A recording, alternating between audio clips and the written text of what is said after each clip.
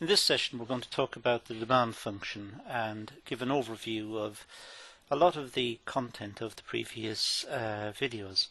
Just a gentle overview. It's not a long class, but it'll sort of bring things together a bit more.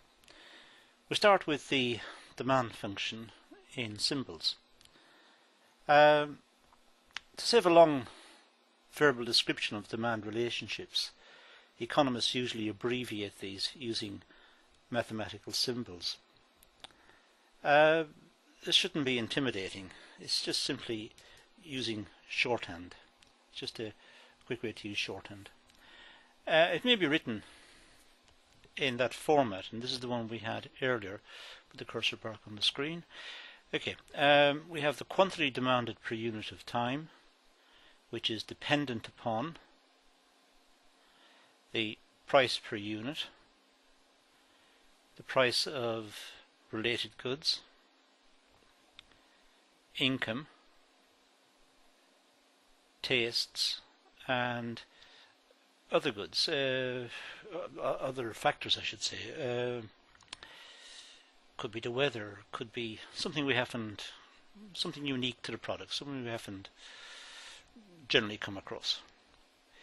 So when we consider the expression, we can see it's extremely complicated. There are many variables in there, and if it was a mathematical expression, it would be very difficult to solve, very difficult to deal with.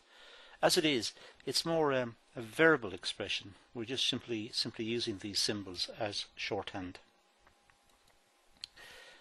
However, there are too many variables there. There are too many expressions inside the brackets. So it is complicated. It's difficult to say, well, the quantity demanded per unit of time depends on all of these. Which one is it dependent upon really? Which is the big influence and which is the small influence? And it's difficult. We need to isolate the variables that we need to deal with. So we could say that the quantity demanded depends on the price per unit. Ignore everything else. Or it could be we say the quantity demanded depends on the income. Ignore everything else. Ignore the price, ignore tastes, ignore everything else. We could do that. And in fact, many times that's what we do. We even do it in our everyday lives. We make things simple. But we do this using the Latin expression ceteris paribus, which means everything else being equal. So we simplify it using this assumption. Using the assumption, we could say that the quantity demanded per unit of time depends on the price per unit, ceteris paribus. And when we write ceteris paribus, we're explicitly recognizing that we're holding things constant. So we're telling the world there are more variables here, but we're simply ignoring them. We've chosen to ignore the variables. In other words, we ignore the determinants of demand other than the price. That's the only thing we are interested in. This expression, the quantity demanded per unit of time depends on the price per unit. This is two dimensions. There are two variables, so two dimensions. A bit like a sheet of paper is two dimensions. Well, it's three dimensions if you allow for the thickness. But a plane surface would have two dimensions, length and breadth. Like the slide we've got on the screen in front of us right now.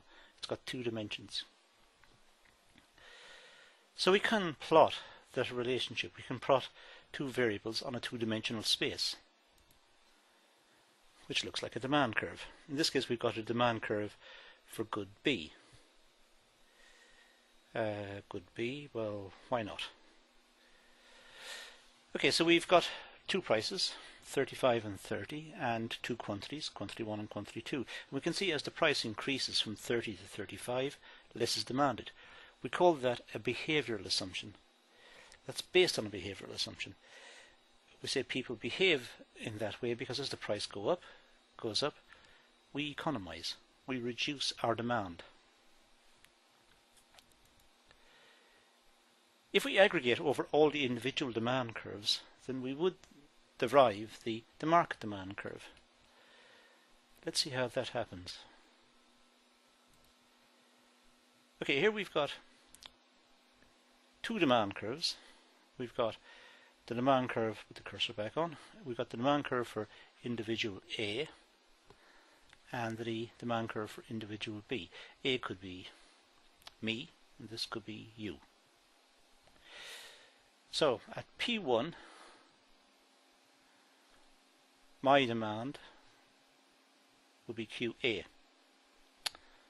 At P1 your demand could be QB. Now if there are only two of us in the market, then at P1 our combined demand will be QA plus QB, which is over here. So that's how we get the market demand curve. We simply add the individual demand curves horizontally, and that gives us the market.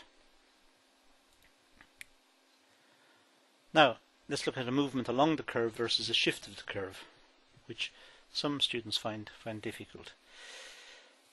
First of all, a change in price will move us along the demand curve. In the diagram, a movement in the price from P1 to P2 will increase the demand from Q1 to Q2. As the price falls, more will be demanded. This represents a movement along the demand curve, so it's quite straightforward.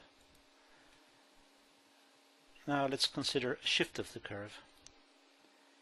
If we assume that the commodity is a normal good and that income increases, then the demand curve will shift to D1, D1. What do I mean by normal good? Well, a normal good is one where as income increases, the demand increases. There is a video on that in this series, so have a look at the video on income, demand, income.